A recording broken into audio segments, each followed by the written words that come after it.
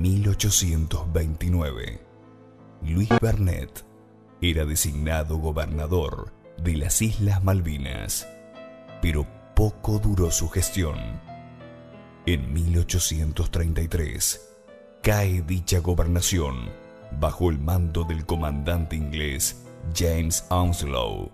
Desde entonces y hasta 1982, toda gestión diplomática se cerraba infructuosamente.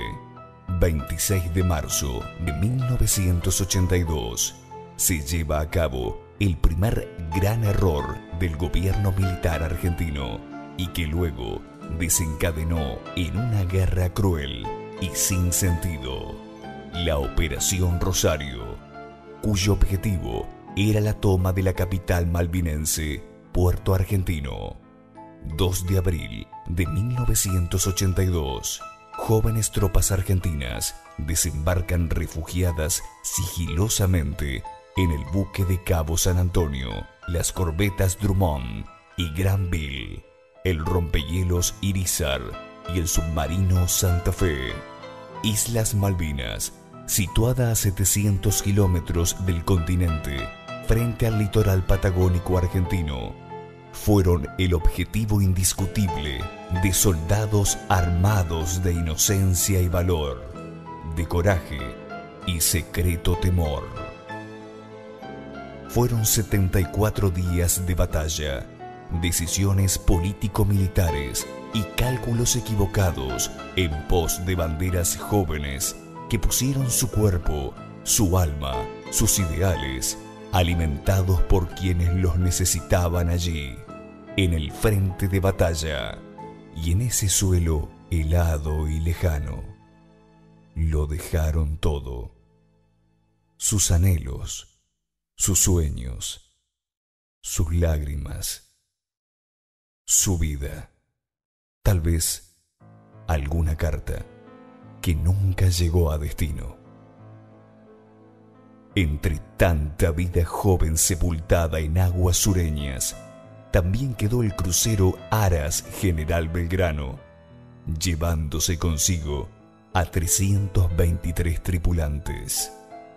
Y seguimos clamando por nuestros derechos, pero sigamos haciéndolo en paz, sin poner en la trinchera vida joven, fuerza útil para cultivar la democracia, aquí, cerca nuestro. Mientras tanto, seguiremos enseñándoles a nuestros hijos que ellas, Gran Malvina y Soledad, y todas las pequeñas islas que las rodean, fueron, son y serán por siempre argentinas.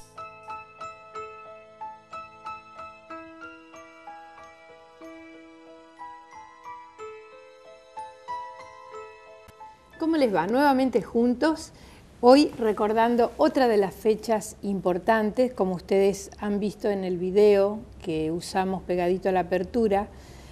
Otra de las notas de nuestra historia que van dejando huella, una huella muy reciente, por cierto, y nuestro tema de hoy es no solo qué pasó el 2 de abril de 1982, sino cómo se trabaja esta fecha, este tema en nuestras escuelas hoy.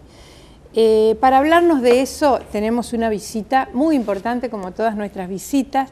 Nos acompaña la profesora María del Rosario Zurbriggen. Buenas tardes, ¿cómo te va? Buenas tardes. Para los amigos Marita. Para los ¿no? amigos Marita, efectivamente, así es. Sí, bueno, antes que nada, gracias por aceptar la invitación. No, gracias por invitarme.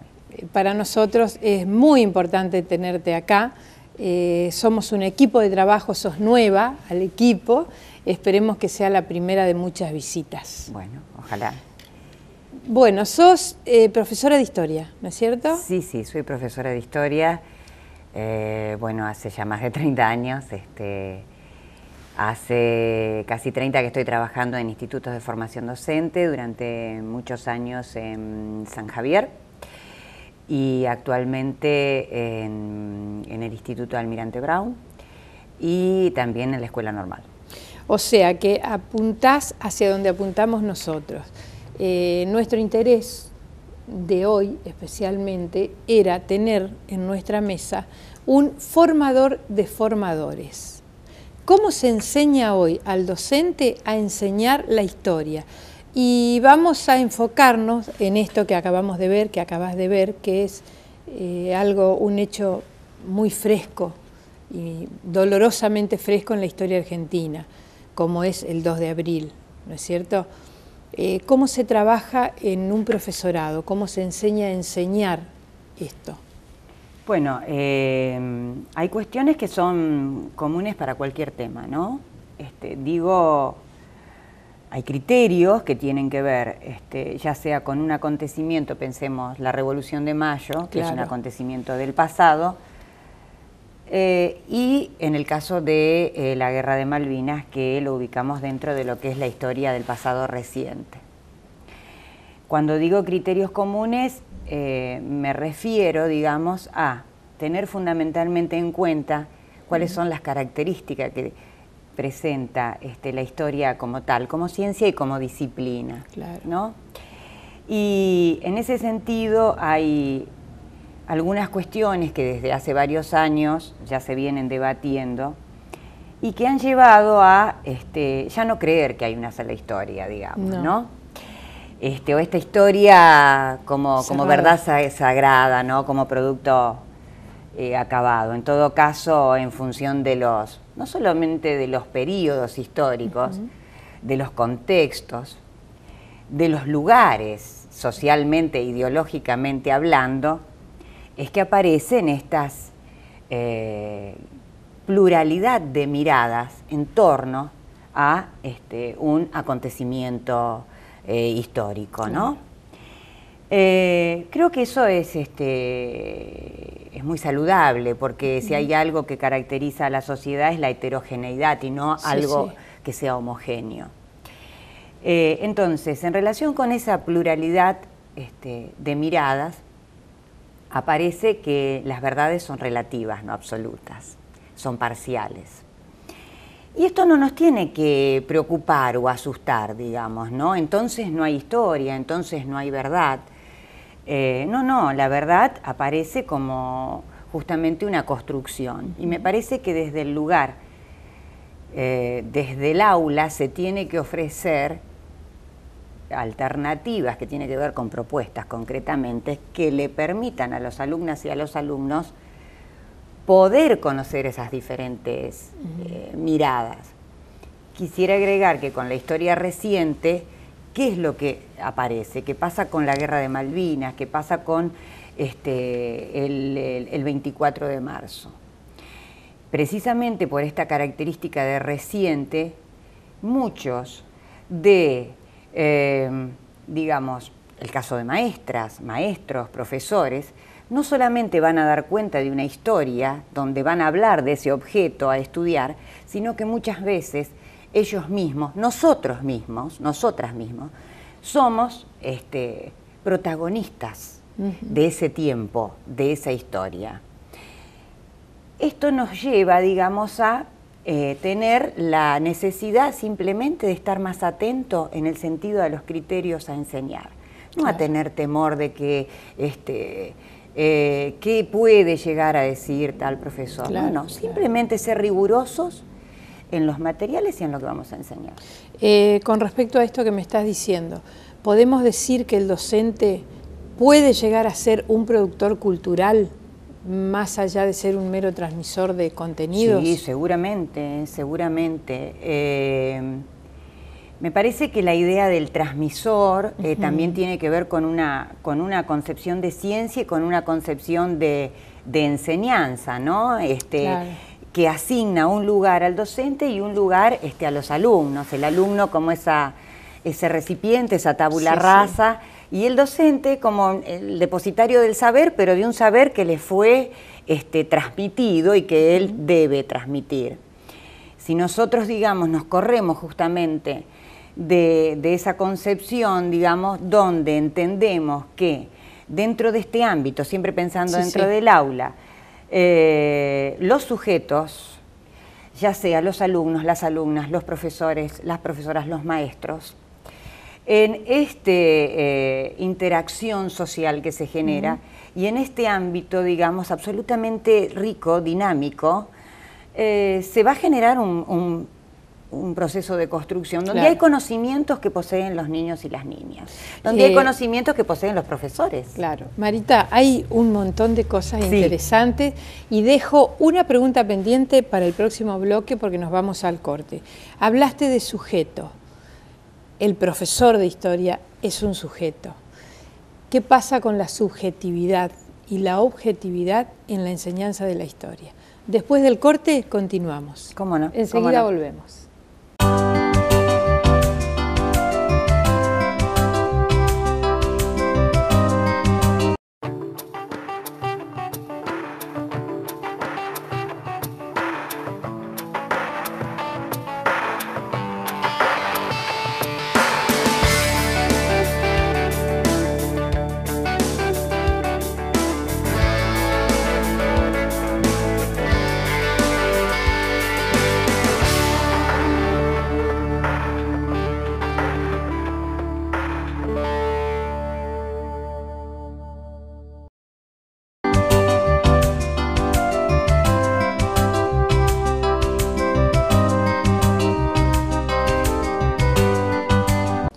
Estamos de vuelta después del corte. Voy a hacer una aclaración. Hoy no voy a pasar número de teléfono ni dirección de Facebook porque por ser hoy lunes, cuando ustedes están viendo el programa 2 de abril, feriado nacional, esto se está grabando unos días atrás. Antes de seguir voy a mandar un saludo a la señora Mariel del Blanco que me dio la posibilidad de encontrarla y conocerla a esta señora profesora. Otra vez gracias, Marita. No, por favor. Y vamos a seguir con la pregunta que quedó pendiente en el bloque anterior. En el programa anterior, del 24 de marzo, que también tuvimos docentes acá, el profesor de historia que nos acompañó dijo, yo soy un sujeto, entonces voy a enseñar desde mi punto de sujeto, acudiendo a mi subjetividad, valga la redundancia. ¿Está mal ser subjetivo en la enseñanza de la historia? Porque tiempo atrás no se podía, porque era como llevar al alumno hacia cierta inclinación ideológica. Sí, está buena la pregunta. Me parece que está muy interesante como la planteás, porque me parece que justamente subjetivos siempre fuimos, no es de hoy, ¿no? Claro, claro. La diferencia está que no se reconocía la subjetividad. En esta historia que se llama objetiva, que narra lo que efectivamente ocurrió, que es la historia fundamentalmente positivista, la historia liberal, bueno, es una mirada, no es. Claro. En todo caso, ahí está el discurso vinculado con esto de que esta es la historia. Yo plantearía, me parece, la primera cuestión a aclarar es poder deslindar que cuando hablamos de subjetividad en la historia, no estamos hablando de la subjetividad desde el sentido común, desde yo soy subjetivo y esto me gusta, no me gusta, en este sentido. Sino en todo caso, me parece, tenemos que reconocer esta cuestión de las subjetividades, en lo que hacen yo asociaría subjetividades a identidades, o sea, a la idea de sujeto, ¿no? Y como tal, como sujetos, somos productos sociales. Por lo tanto, tenemos cuestiones que hacen a nuestra identidad, pero también tenemos mucho de lo que hace a un identitario que tiene que ver con lo temporal, con lo social, con lo político, con el mundo, con la época que uno vive y se desarrolla. Pensando en la historia, en ese sentido, como otras ciencias y como otras disciplinas, porque ahí aparece una cuestión que hay una falacia en esto de las ciencias sociales son subjetivas y las ciencias exactas, formales, son objetivas. Esto, es una falacia porque la ciencia, todas las ciencias tienen un componente social por lo que decíamos recién, porque están justamente llevadas adelante la investigación y demás por un sujeto que es social. Exacto. Por lo tanto, la mirada hacia la matemática, hacia la biología, hacia la geografía, va a ser una mirada contemporánea, va a ser una mirada que tiene que ver con ese tiempo. En ese sentido, siempre me parece que es importante reconocer cuáles son las ideas, cuáles son los principios a los que uno adhiere. Ahora, la tarea que nosotros tenemos y nosotras, digamos, dentro del aula, es esto de generar un pensamiento reflexivo, generar la posibilidad de poder leer e interpretar su realidad y la realidad que lo circunda. ¿Esto qué significa? Brindar oportunidades, y se brindan oportunidades a través de actividades concretas, digamos, no solamente a través del diálogo, actividades pedagógicas, actividades didácticas, donde cada profesor, cada maestro encontrará el mejor camino, y no el único, sino diversos, como para, mediante diversidad de materiales, diversidad de voces, el alumno pueda confrontar, reflexionar, discutir, elaborar conclusiones. Me parece que ese es el camino, y donde él pueda construir su propia mirada, ¿no? Y pueda entender que está la suya y la mía. Porque el otro sería una soberbia, digamos, tengo que imponer, ¿no? Claro. Y peligroso además porque tiene una cuestión de autoritarismo, ¿no? Con respecto a esto que estás diciendo, ¿podemos hablar de esa atención a la diversidad que pide la educación, dando participación al alumno, sacando un poquito de lado ese concepto de que la historia fue incuestionable? ¿Podemos revertir eso ahora con todo? La historia está muy vinculada, digamos, por su mismo objeto de conocimiento a los procesos, decía yo, políticos y sociales. Claro. Por lo tanto, está vinculado a esto de lo incuestionable desde lo que ha sido la historia oficial, ¿no? Claro. Desde ese lugar, porque así, en última instancia, la historia oficializada, vinculada al poder, se convierte en un instrumento de poder también. Entonces, desde ese lugar se torna el mármol incuestionable, claro, ¿no? Digo el mármol parafraseando y pensando en esto de los héroes y demás. Pero me parece que lo rico, pensándonos como país, como ciudadanos, como argentinos, justamente en una vida en democracia, es poder cuestionar, poder repensar, no lo incuestionable, a la inversa.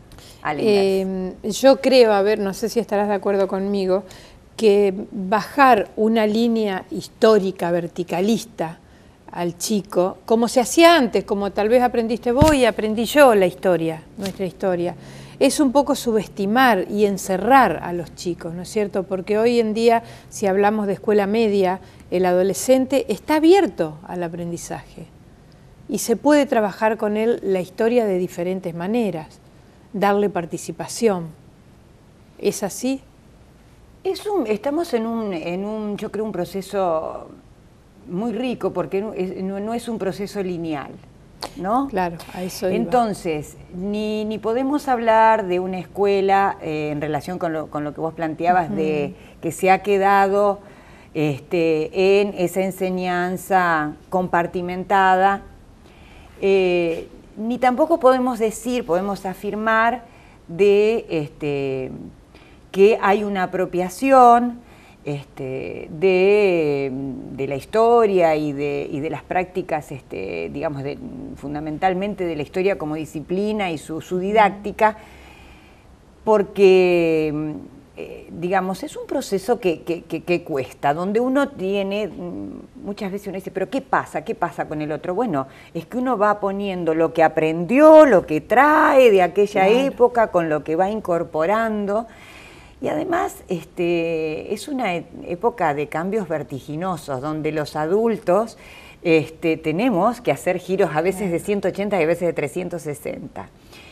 Me parece que en ese sentido hay muchas maestras y maestros y profesores que están trabajando y que están haciendo propuestas muy interesantes, que están justamente tomando esto que vos decías. Cuando uno piensa en la diversidad, yo diría, bueno, a ver, hasta el término diversidad hoy está cuestionado en el sentido si lo diverso tiene que ser de que en última instancia contemple la diversidad, pero para que se incorpore a lo que yo pienso, ¿no? Y no va por ahí, sino en esto de poder reconocer diferentes culturas, diferentes formaciones, diferentes recorridos, y que muchas veces las inquietudes de nuestros alumnos no son las nuestras, ¿no? Y mucho más, perdón que te corté, teniendo en cuenta que esta parte de nuestra historia, los padres de nuestros alumnos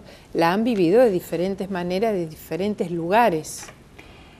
En ese sentido es una cuestión semejante, por eso yo creo que está dentro de lo que ha sido el proceso de la dictadura militar, y fíjate vos que en estos últimos días ya está apareciendo en los titulares de los diarios y de los noticieros el tema del el trato, vamos a decir, a combatientes y a conscriptos, donde se habla de torturas y de justamente delitos que pueden llegar a considerarse de lesa humanidad, en el caso de Malvinas, porque no olvidemos que la guerra de Malvinas, digamos, está dentro de un periodo que denominamos terrorismo de Estado, digamos. Entonces no es un hecho ajeno, no.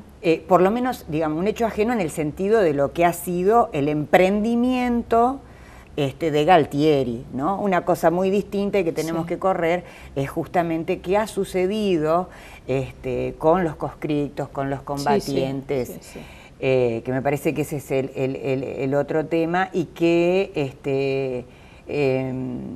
estamos hablando ahí de víctimas del mismo modo que estamos hablando de los 30.000 desaparecidos, ¿no? Es terrible. Marita, lamentablemente es muy corto el tiempo, pero antes de despedirnos, porque se nos terminó el tiempo, quiero que muestres lo que tenés ahí. Bueno, cómo no. Bueno, yo no lo charlamos, pero no lo comentamos, aparte de estar trabajando desde toda la vida en la docencia. Desde hace varios años estoy en ANSAFE provincial y estoy en la Secretaría de Derechos Humanos. Y bueno, precisamente no hubo tiempo porque es un libro muy rico que todavía no llegó a Santa Fe. La semana pasada se presentó en CETERA, se llama Malvinas, Paz, Soberanía y Descolonización. Cuando lo traigamos a Santa Fe y lo presentemos desde ANSAFE, prometemos estar por acá también.